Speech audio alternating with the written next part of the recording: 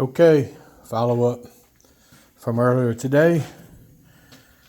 We cut all this out all the way through here. There's part of the actual trunk pan is right here, which you can see it. See the lip of it barely hanging out here, but this piece on top was the actual sheet metal that was rusted.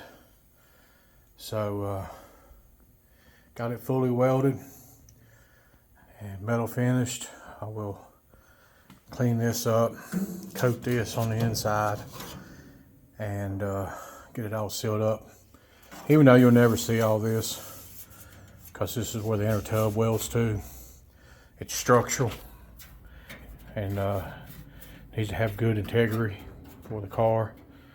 So yeah, just a piece of 1 inch, a little hammer, a little heat, a little dolly, and put it in.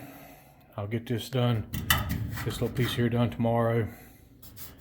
Just gonna call it early day and go in and spend some time with the honey.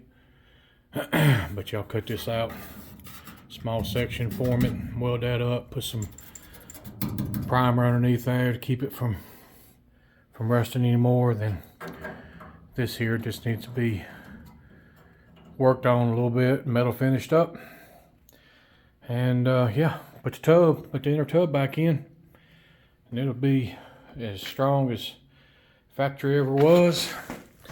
It'll look great,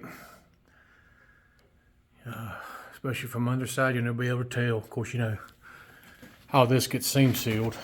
When you do, you know, when you put the tub in, you seam seal all this. So any of these little slight imperfections, you never see it. Doesn't weaken it any. So, but there it is. Wanted to give an update on that. Thanks.